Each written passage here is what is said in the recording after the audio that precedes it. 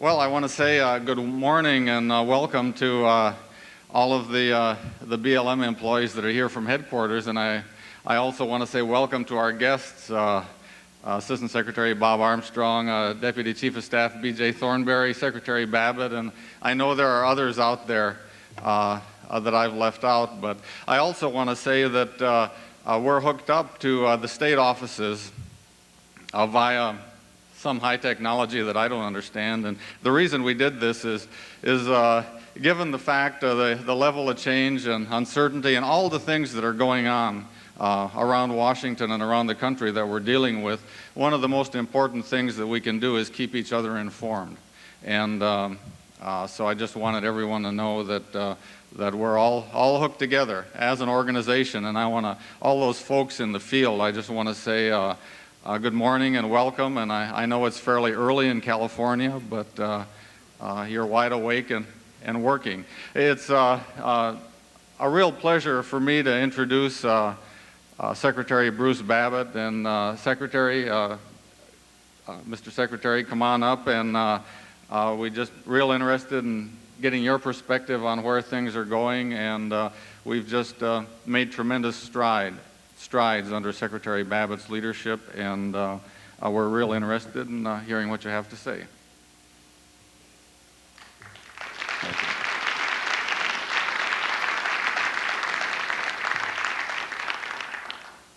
Mike, thanks very much. I was reflecting on the way down here that it's, I think as of the first week in February, I'm not sure of the exact date, if my memory serves me, it's now been 2 years that Mike Dombeck has been the leader of this organization, and I just want to express my profound satisfaction and deep gratitude for Mike's leadership. It's really been tremendous.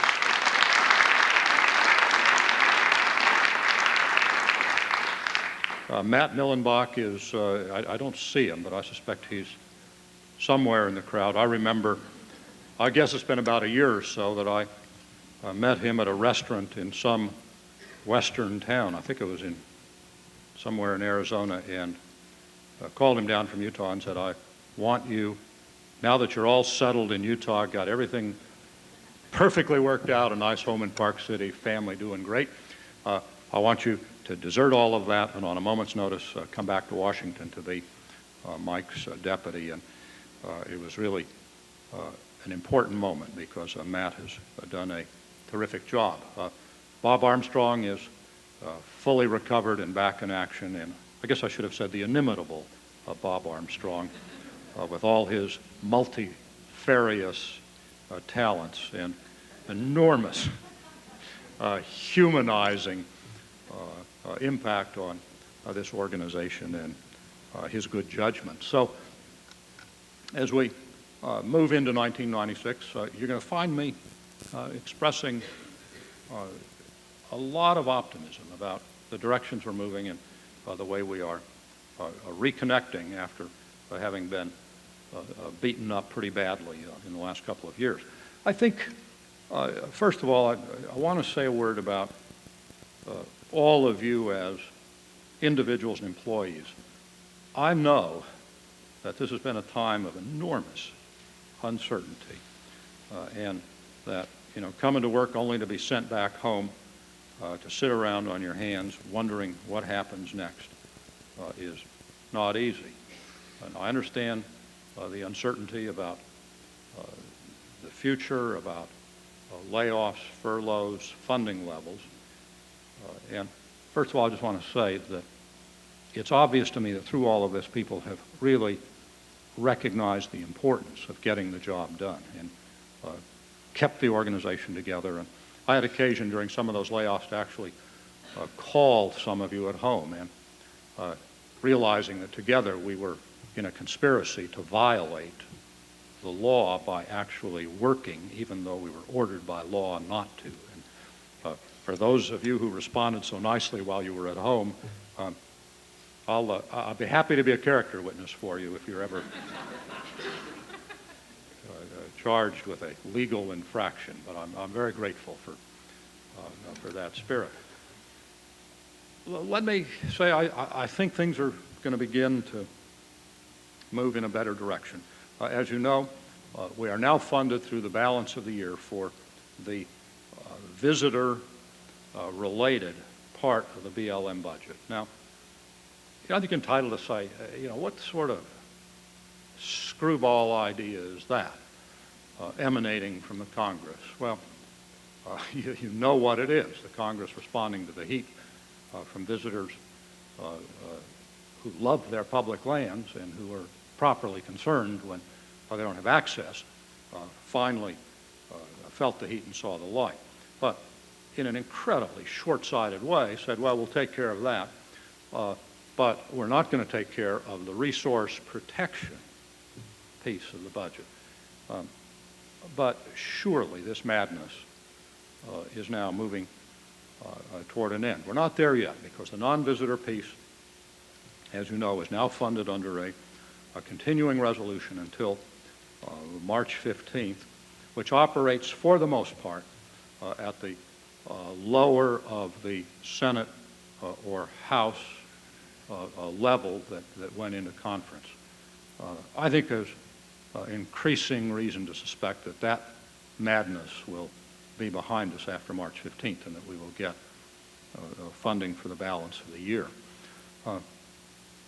I think we are past the specter of any additional layoffs. There is still an outside chance of short furloughs. Let me say that I would rather use furloughs than layoffs at any place where that became an issue, because this workforce has been downsized again and again and again, and it would just be inexcusable to get into additional layoffs. It would be an incredibly short-sighted kind of thing to begin peeling off even more people who have the expertise, the life experience, only to have to go out in a year or two and start adding people back. I don't think that's going to happen. I think I can say with near certainty that that won't happen. I don't think that furloughs as a budget balancing device will be necessary either. There may be in some very limited situations, but I think that we can start to anticipate getting back to normal. There'll be some shuffling and scuffing up against the March 15th continuing resolution in the effort to persuade the Congress that this game playing's got to stop and we've got to get up to at least and most likely a conference committee level of funding for the rest of the year. Now, I expect a lot of people out there who are saying, well, what is this all about? How do we happen to be operating in this chaotic kind of situation? I just want to say again, it shouldn't happen, but it is about genuine policy differences. The President has said to the Congress, there is money available to balance the budget in 7 years, but we don't need to begin brutally slashing Medicare benefits for our parents. We don't need to gut resource programs. And above all, most obviously, we cannot in conscience stand by and say to the United States Congress, it's okay to disregard our obligations to our parents, sort of throw up the resource base of this country for grabs. And the reason we're doing that is for huge tax cuts for upper income Americans. And the President rightly has said, we've got to draw the line and stand firm. And my sense is that the people are beginning to understand that that's what's at stake. It's not about balancing the budget. The budget will be balanced. It can be done in a thoughtful, reasonable way. Now, in addition to that, as we move up to March 15th, there are still some of these riders tucked into the Interior Appropriation Bill, and they are important issues. What the Congress has done is basically begun to subvert the process. when they came to town a year ago and said, we're going to divest the public lands, put the resources of this country on the auction block, start shutting down the national park system, they heard a message from Americans. And they heard it clearly that this kind of radical destruction of our public resources, it doesn't have any support out there. So rather than having the courage of their convictions to say, we have a bill here for clear-cutting the Tongass, for tearing up the president's forest plan with additional timber sales, for closing the Mojave National Park, here's the legislation, let's debate it. They have instead, lacking the courage of their convictions, begun to stuff those things in an appropriation bill where they can short-circuit the process of debate, where it can be done by lobbyists in the dark of night, operating behind closed doors and kind of sneak it through because they know that the American people don't support it. And again, the president's position has simply been, we can't, in conscience, accept appropriation bills that in this surreptitious, dark of the night process, cave in to the lobbyists who are up there saying, we bought this election fair and square and here's what we want. The answer has to be no. So just by way of summation, the riders that are now still the subject of dispute that affect our appropriation bill are the provisions in the Tongass forest in Alaska. Basically, a rider designed to waive the application of environmental laws and mandate a timber cut, clear cutting, notwithstanding that there is Tongass legislation, which was passed back in 1992, notwithstanding that the sufficiency language would just set aside all of the environmental laws. On the bill, also closer to home are some provisions that affect directly the Bureau of Land Management. One is a language that would further attempt to upset the president's forest plan by narrowing the application of the Endangered Species Act, specifically in respect to the marbled murrelet, in order to accelerate new clear cuts in those old 318 sales in Oregon, thereby attempting to break up the forest plan just as it really moves toward implementation. And for the BLM employees in Oregon particularly and in other areas that are affected, I want to say you have done a magnificent job in responding to some impossible deadlines to begin producing the forest plan timber sales and a lot of the related legislation. And I think BLM stands real tall in the way it has managed to move this process and accordingly generate a lot of goodwill and confidence out there that we can produce. There's another rider that will obviously have a lot of impact on the BLM people who are involved in the Upper Columbia River Basin environmental study process. It's a pernicious rider. What it basically attempts to do is take all the work that's been done over the last 2 or 3 years, some outstanding science put together by a lot of really good people working with the Forest Service and with other agencies, and just scrap it all.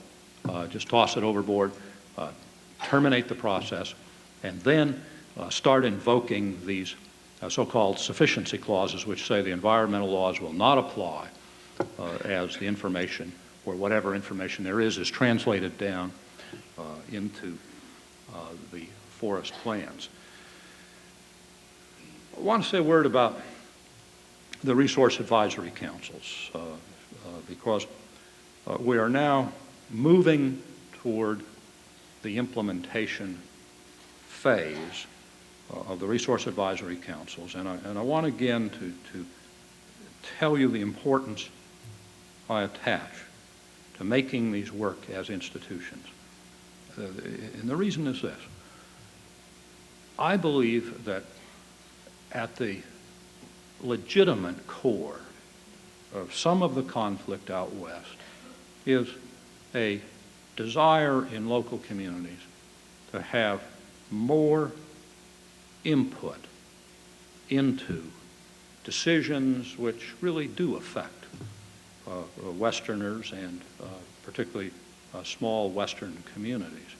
And I think the thoughtful people, even as they reject these radical proposals to sell off the public domain to the highest bidder, are saying we must find some way to bring people together on the landscape and to generate consensus about directions. And consensus is hard to find. I mean, I'd be the first to admit that it doesn't just happen overnight.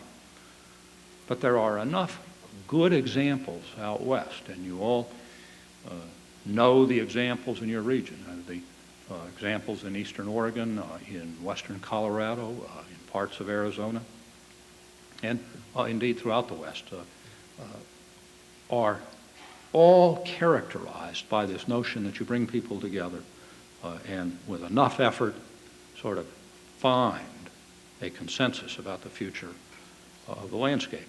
And what we've done with those resource advisory councils is in effect made an offer to the West, saying, we in the Bureau of Land Management and the other federal land agencies in the Department of the Interior are willing to listen and defer in those areas where we can find consensus.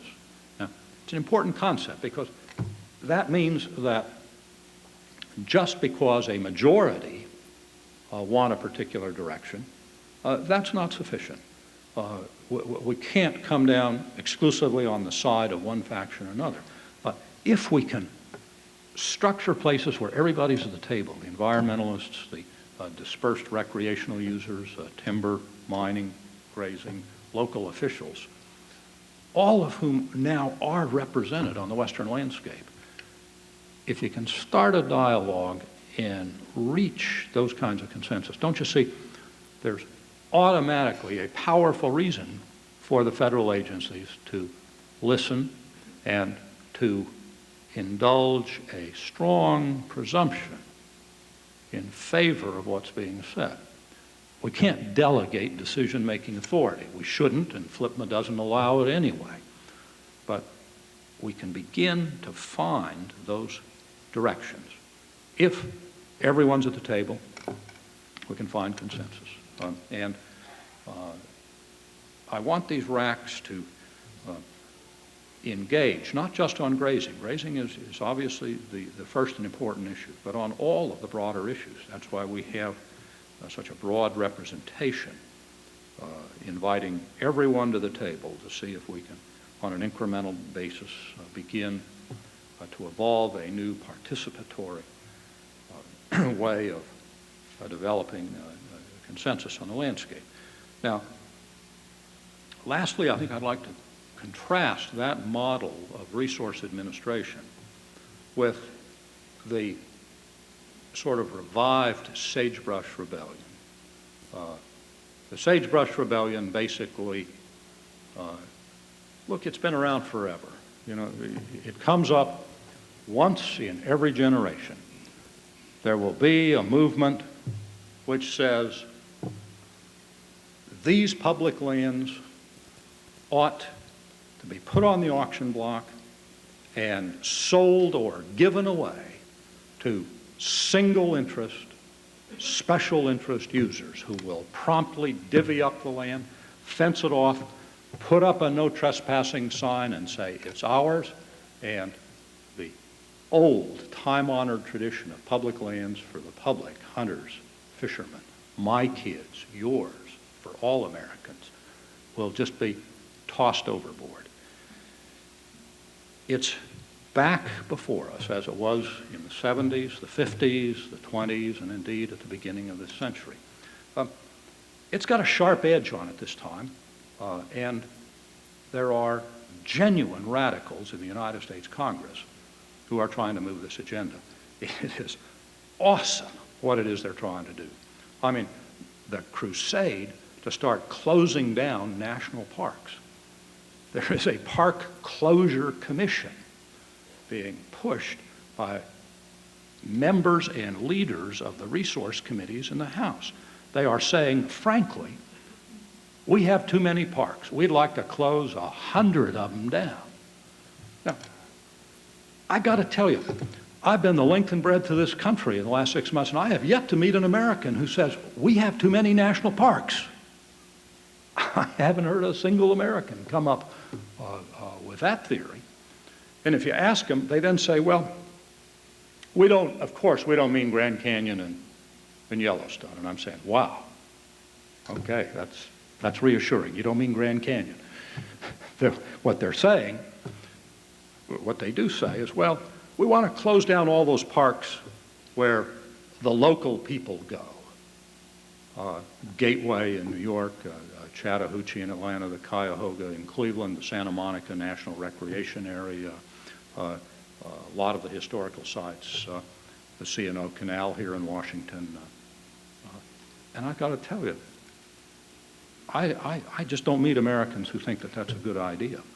And I believe that Americans feel the same way about national forests and about public lands.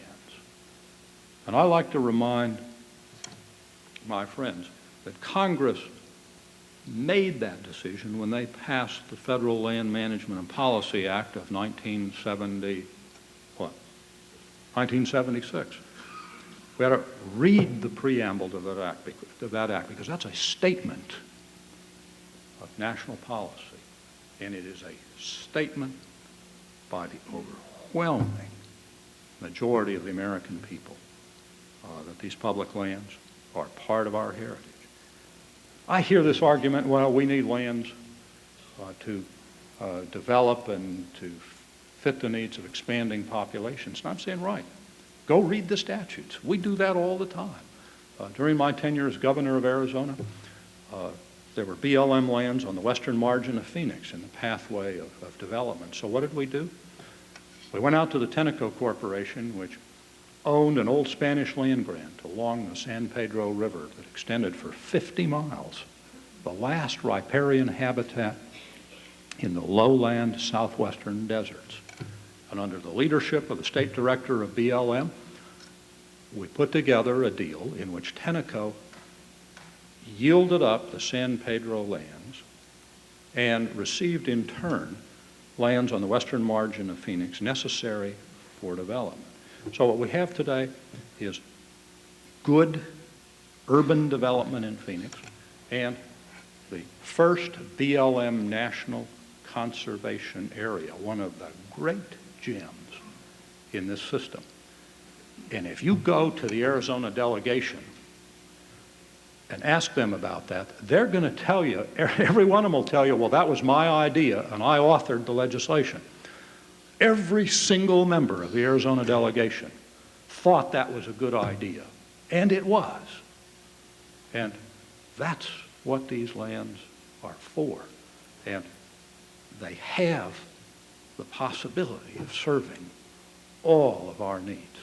And I talk about that because of my belief that this craziness that is upon the landscape now is to be seen in historical perspective. No victory is final. It is up to each generation to understand that the rationale for public lands and the protection of our heritage, however obvious it may seem, is something that needs to be explained once again to each generation, and that as we set about that task of explaining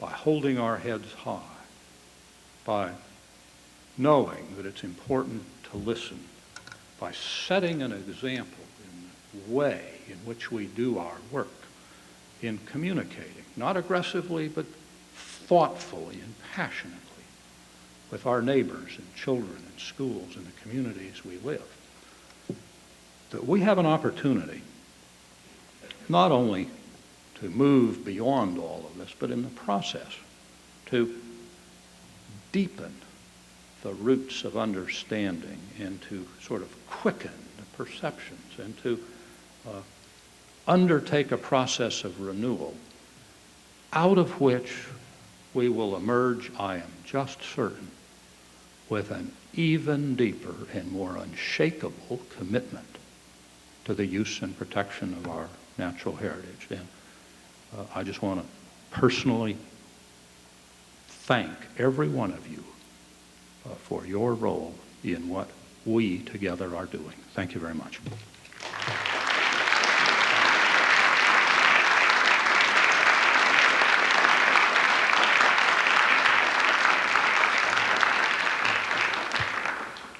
For those of you that can't see the podium, I just want you to know that this is not Bruce Babbitt speaking, in case there was any doubt. Mr. Secretary, I wanted you to know that the 2 sheets of paper I just handed you are our budget for '97 and what it's going to take BLM to stay afloat. And when you're over talking to your boss at the White House, you might leave the second copy on his desk. I hear you. I will. We never miss an opportunity to tell our story. And Bob, there's also a copy right next to you. And if you need more copies for your golfing partner, you just let me know. I want to start out by saying a big thank you to a lot of people here and just highlight some things at headquarters. Number one, it was really lonely here during the furlough. And you would believe, you ought to see how good Matt Millenbach is at transferring calls now. And we even taught Bob Armstrong, or Bob Armstrong taught himself how to run his answering machine and call forwarding and all of those kinds of things as we were here when it was really very lonely. And you ought to see us scramble when we got the questions from the Hill. And think of all the people that know all the answers and have the answers on their fingertips. And those people were not here. I tell you, we did some real creative management over those times. But I want to say a special thank you to Bev Davis and Donna Janish, who were in helping all of us and really keeping things afloat during that time that was really challenging and just different for all of us. As I teased Ed Hasty and I think someone that's been around and with the experience that Eleanor Schwartz has, who's here, Eleanor, that even this is new for all of us, this kind of experience. We need to do a special thanks to the Bureau of Reclamation, who got the checks in the mail to all of us. And if you haven't thanked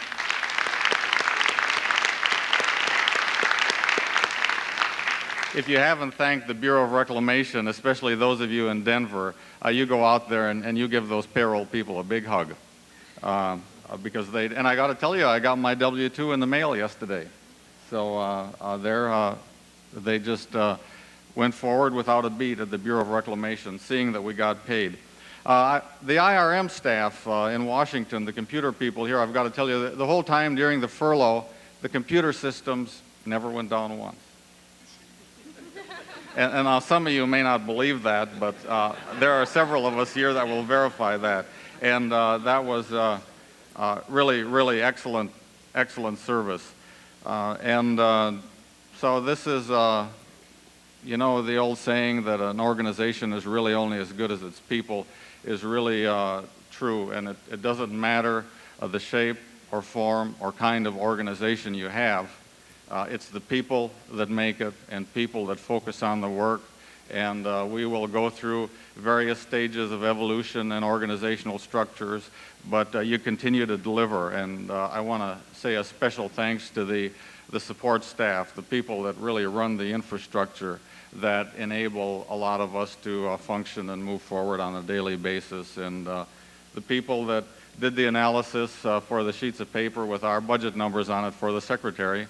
And he needs something to read when he's on the elevator back up to his office. And it's important that we do a good job, and you have all just done an outstanding job. Let me expound a little bit on the fact that an organization is only as good as its people, and tell you about the number of things that have been accomplished at BLM in the last couple of years, and ask you to think about this a little bit.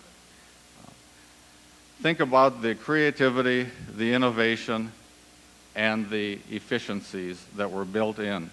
And when you see what those successes are, I think that's proof that the next few years, the next few months, the uncertainty that we have to deal with, we're going to deal with it. And when it's over, we're going to be okay. The summit was a fantastic success. Out of the summit came the blueprint for the future, which is BLM's long-term vision. And if you haven't read the summit, the blueprint lately, I ask you to read it again. What it is it's the broad-based consensus of where this agency is going. And that blueprint survived a complete change in parties on the Hill. It's as important, as effective, and meaningful and visionary today as it was before the '94 election. And we've got our path set for us, and that's just a wonderful document. And I thank all of you that contributed to it, that worked on it, and it really set the stage that the American people are behind. Think about what we did from the standpoint of organizational changes, restructuring, all the gyrations and the frustrations that went along with that. We bought out 922 employees. That's a tremendous amount of organizational memory, of experience, and expertise that walked out the door. And we're working our way through that, filling in the gaps where we can, and we did it in a very orderly manner. Overall in our organization, we've reduced about 19% above the resource area level, with the objective of knowing that our mission is the health of the land and keeping the dollars of the expertise on the land to the greatest extent that we can. And we're going to continue to push that. We've got less people doing oversight work now that we had. At the summit and other places, we've continually said, if you're reviewing things for individuals at other levels of the organizations, stop doing that. Go out there and help them do it right the first time, because it's like the old maxim in manufacturing. Build it right the first time, and you don't inspect quality into anything. And we need to keep on pushing that. I think about the load our congressional affairs staff has had in the last couple of years, with some 30 major pieces of legislation, several of which the Secretary talked about. That, you know, they stayed on top of the ball and kept abreast of where things were going, working with the Secretary's office, the Assistant Secretary's office, and others. And by the way, I've got to welcome Deputy Assistant Secretary Sylvia Baca, who's here, and I just saw Sylvia back there. The public affairs staff has had a monumental job and has just done a marvelous job in articulating what BLM does. I think about what's known here in Washington as the Boddington Report, that really that's the report that really embodies what BLM is all about, that is a wonderful compilation of statistics, of material, of information that's very, very useful. And things like that. I think about our dealing with grazing, and I think we even surprised ourselves at how effective we could be if we really set our mind to it. The budget staff is, talk about a wild year. I was asking Bob Henry, I wonder what the appropriations hearings are going to be like. Are we even going to have them? And he assures me that we will. But I was just kind of hoping that Bob and I wouldn't have to study and cram for 3 nights like we're getting our PhDs, Bob, in getting ready for those appropriations hearings. But you know, maybe I'm a perpetual optimist. Maybe they won't have them. Let's just hope. 6 national performance review labs. We scrubbed $4 million out of headquarters thanks to your tightening your belt, increasing efficiencies, and so on, and that money went out west for projects on the ground and, again, delivering what we can as close to the field level as possible. Think about the Pacific Northwest and the gridlock we were in the timber program 3 years ago. And I want to tell you that the BLM exceeded its targets in timber, staying within the bounds of the law. In addition to that, the Jobs in the Woods program, moving from a single species, single site management focus to multi-species ecosystem watershed approach, cooperatively with the Forest Service, a major step forward in management of natural resources. This is the kind of thing that your kids are going to be reading about in their textbooks. Some of the successes that a lot of people in this room and all across the country have worked on. I ask you to continue to remind yourself about all of those successes, and let me just name some more. The watershed analysis protocols being developed, packed fish, which so far has kept us out of court on streamside protection measures for sensitive, threatened, endangered salmon. And we haven't shut off put out any ranching operations or anything in that process. It's something that's working thanks to you. The Secretary mentioned grazing. I can't give a speech without talking about grazing. You know, never as a fisheries biologist did I ever believe that I would be going to the National Cattlemen's Association meeting with Bob Armstrong 2 years in a row, talking to 7,000 members registered there. And they like a lot of the things we're doing with streamlining, focusing at the field level and things like that. And of course, as you know, there's some things they don't like. But the resource advisory councils with the governors, selected with the governors, are working. And the National Cattlemen's Association is very supportive of that concept. The president of the Public Lands Council spoke favorably about how the RACs are working when Bob and I were in San Antonio last week at the National Cattlemen's Association meeting. And I was in Reno at the RAC meeting last week.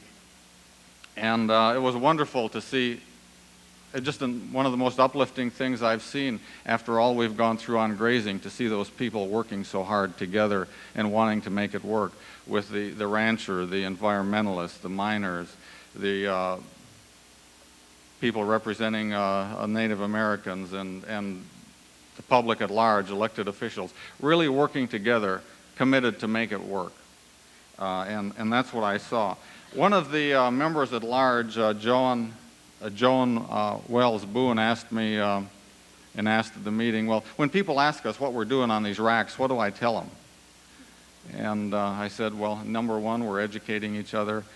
But most importantly, what we're doing is you're the citizen owners. The RAC members are the citizen owners, and they're taking a responsible, active role in helping us set goals for the BLM lands. And they're taking it very seriously. I've got to mention fire and wildland fire and the accomplishments in that area. The policy, a major national policy, interagency policy document is at the printer now. They tell me it'll be out the 14th, is it, Jay? That we'll see that document. And there's some precedent-setting things in there in moving forward in the whole variety of fire management. And of course, human safety is our number one concern and our number one issue. And I ask everyone to hammer the safety message home so we never have a replay of what happened in 1994 with that issue. Smokey Bear's done a marvelous job, and the fuel levels are building to a point they're explosive in many areas, and we need to reverse that trend and reintroduce fire into the ecosystem and on a landscape planning level with all of our partners, the states, the other agencies, and have a plan of action that we can execute over time. California has done some marvelous things. Ed Hasty and his team out there have eliminated 2 district offices with resource area people reporting directly to the state director. I think, the long-term future of agencies as we restructure, change the way we do business, needs to change. And California is out front on this. I have for a long time been a firm believer that a four-tier organization is the thing of the past.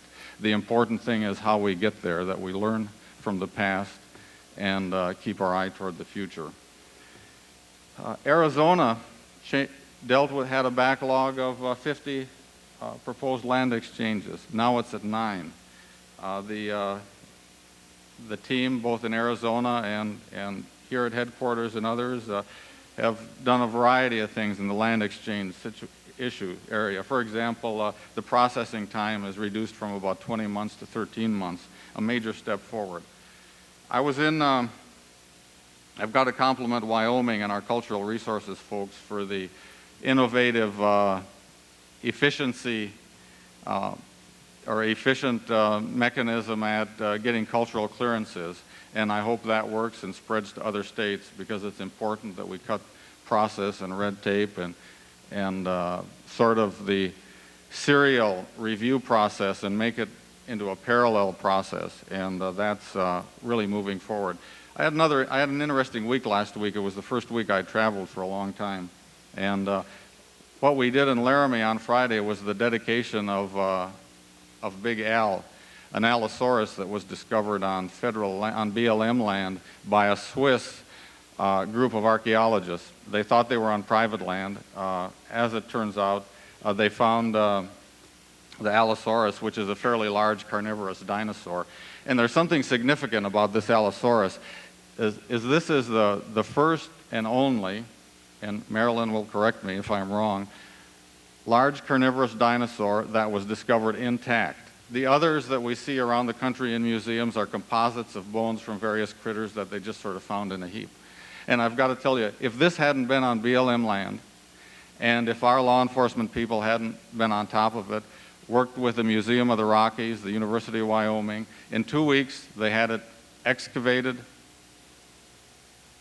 preserved, have done whatever the curatorial work or whatever it is they do.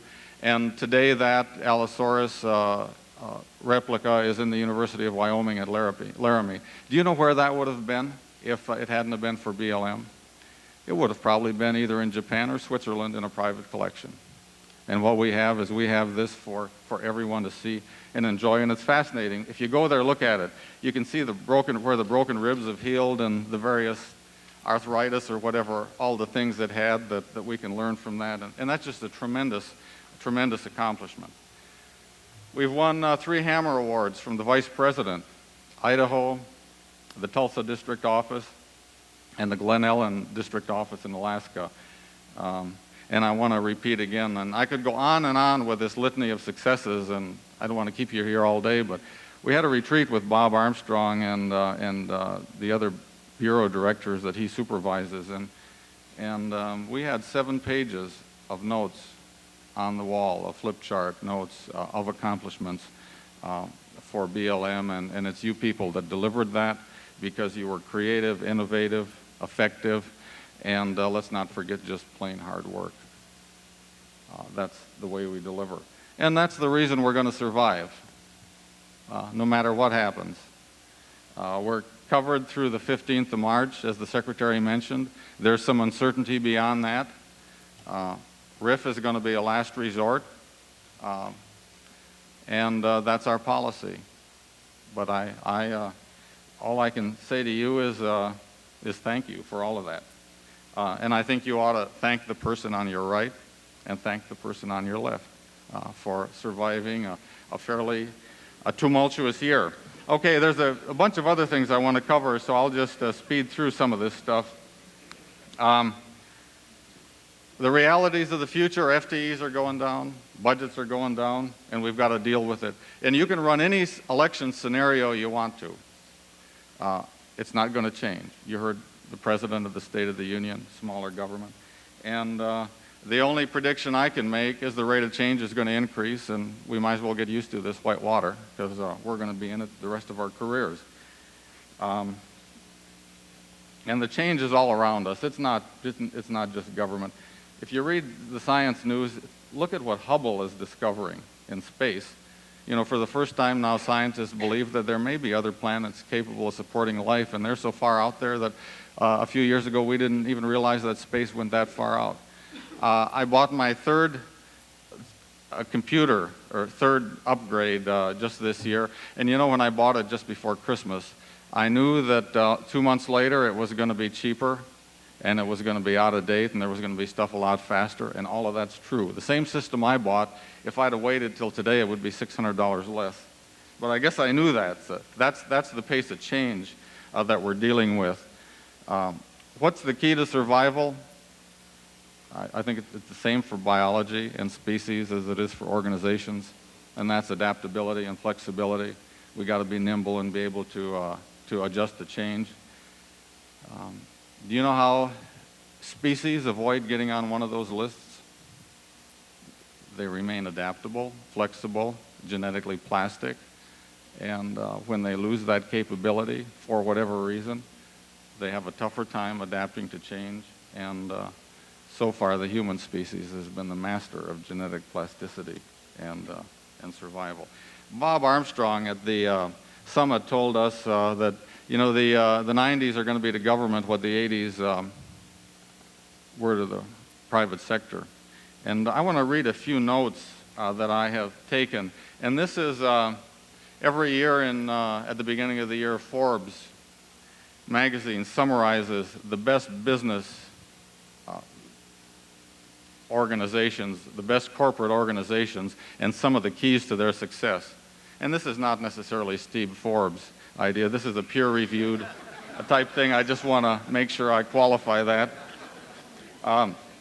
Hewlett-Packard was listed as #1, selected by its peers. And here were some of the comments.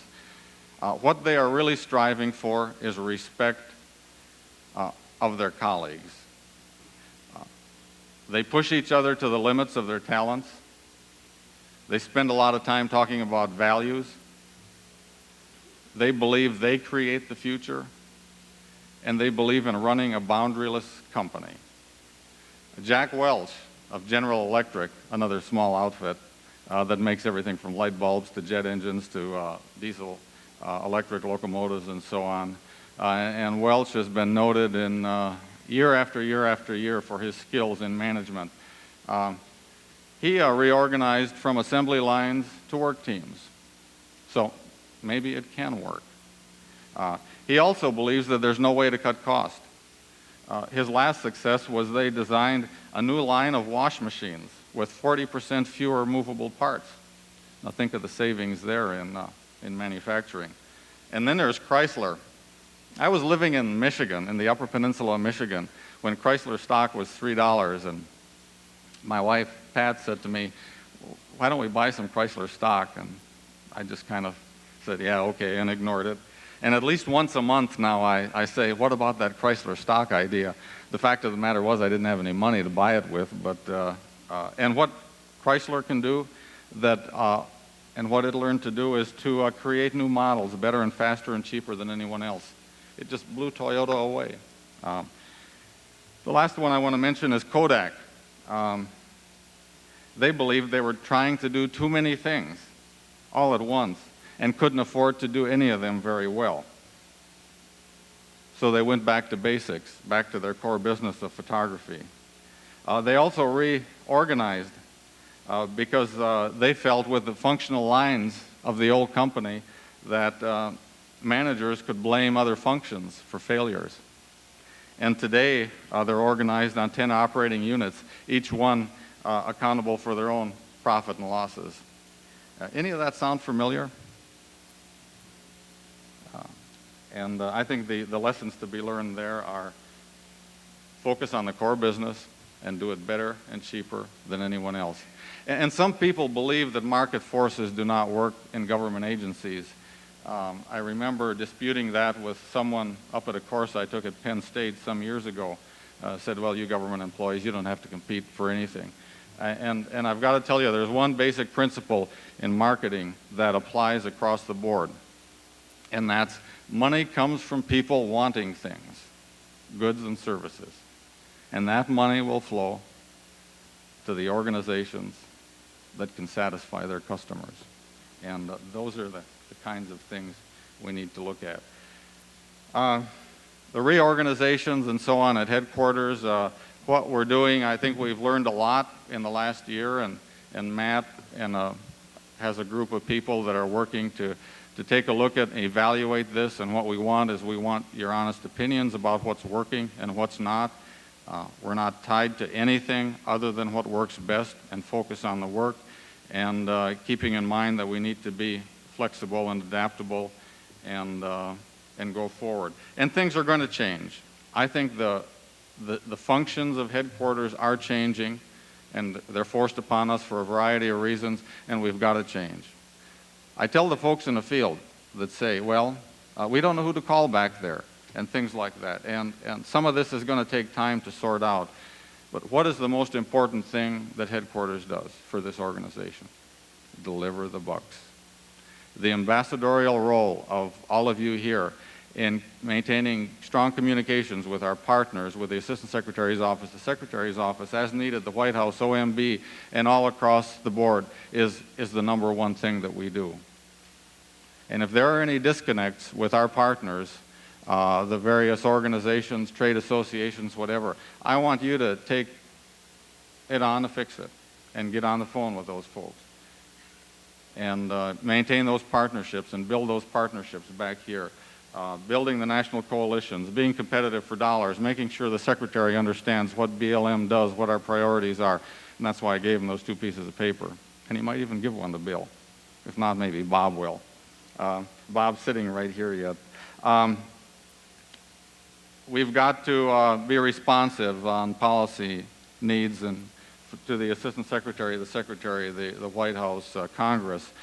We've got to make sure we facilitate the appropriate regulatory and legislative changes and those kinds of things as priorities for headquarters. And those are different than what some of you are used to.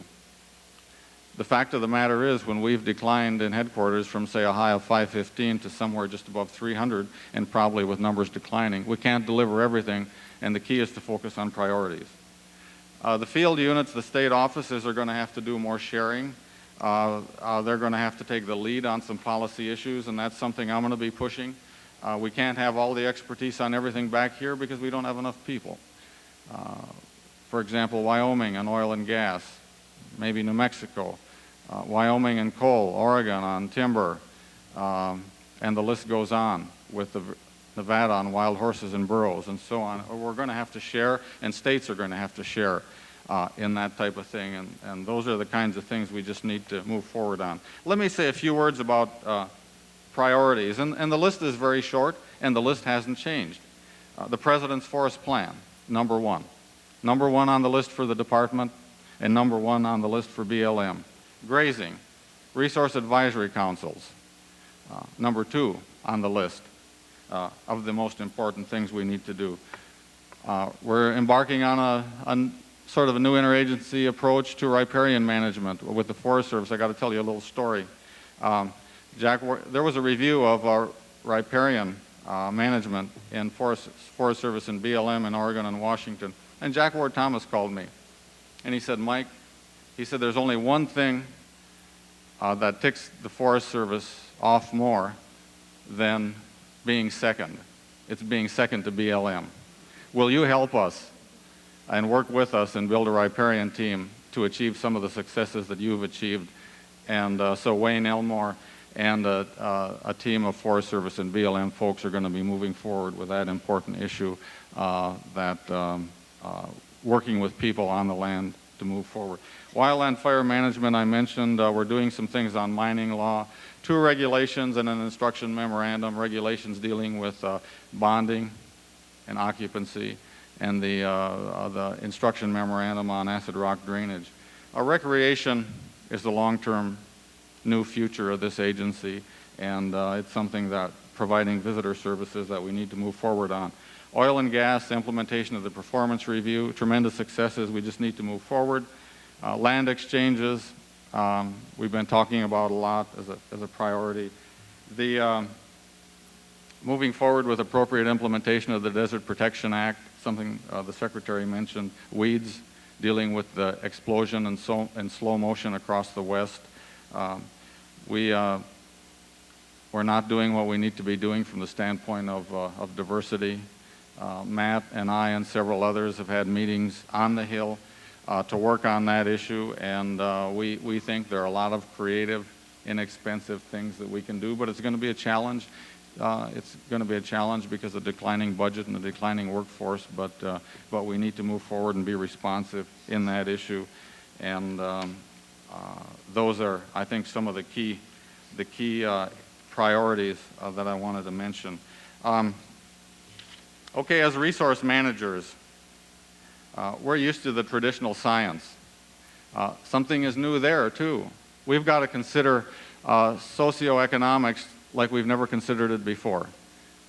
You don't deliver ecosystem management alone. You deliver it with people on the land. You don't deliver ecosystem management in Washington, D.C. or in a state office. You deliver it with people on the land. And we've got to really move forward and become an organization that is very skilled in working with people, in coalition building, in negotiations, in dealing, bringing all sides together.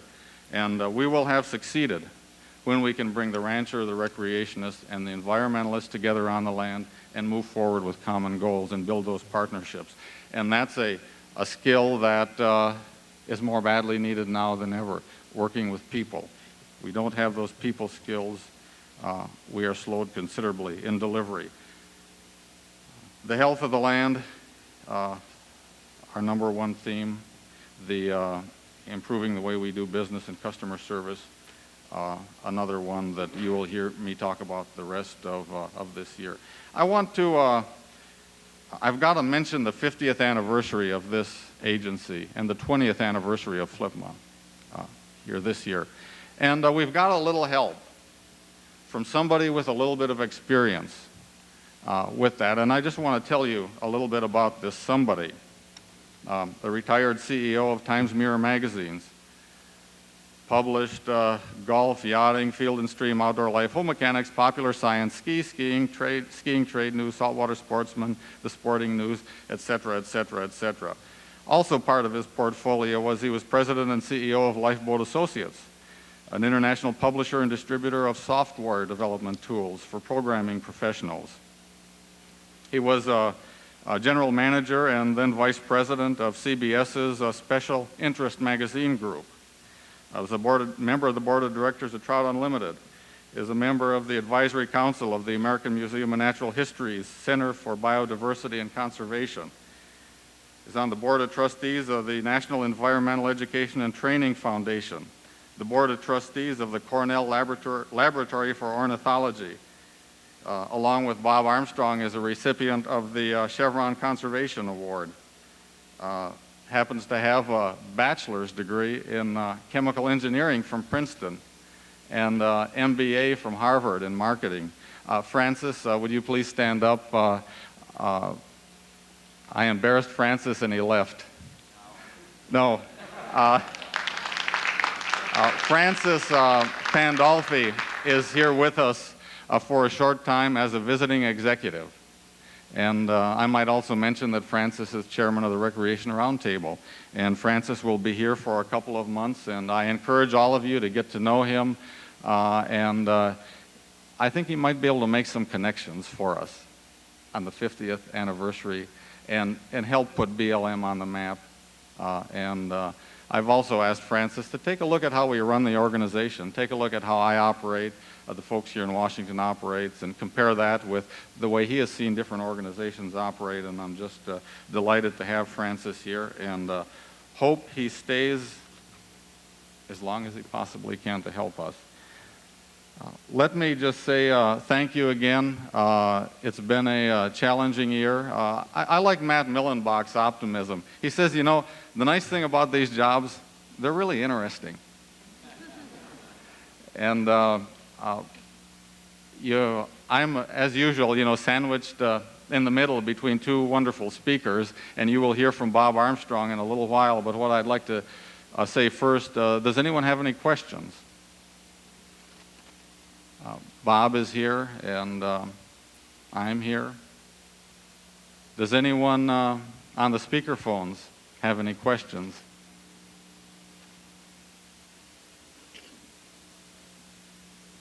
Hearing none, Bob, I'm afraid they'll ask us something we don't know the answer to, so I'll just turn it over to Bob Armstrong. Help me welcome our Assistant Secretary, Bob Armstrong.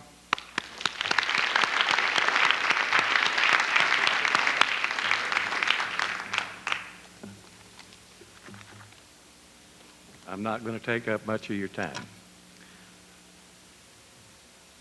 I don't know of any person who could do the job that you just heard done. And I would like to thank Mike for really being on top of a lot of issues in this organization.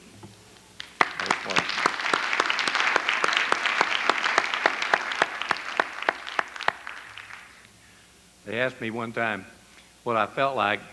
I said, you know, between Matt Millenbach and having a good deputy and Sylvia and Mike, I really felt like I was the coach of the Dallas Cowboys. They just handed me this team and turned them loose. But I really felt like that was symbolic of what we're doing. I only want to say one thing.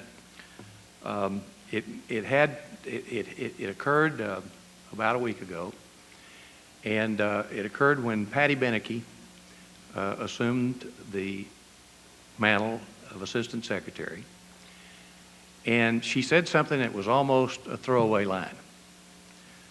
She said, you know, when I got out of school, I came up here and I went to work for the Senate because I believed that working for the federal government was the highest calling that I could accomplish. And I haven't changed my mind about that. And so I would just hope that you feel the same way and know that what you do really makes a lot of difference to a lot of people. And we don't always see them. We're struggling with finances, but what we do really affects a lot of people. And so that's the only thing I want to leave you with at this time. Now, I've had a lot of requests, but I'm going to sing anyhow. And so,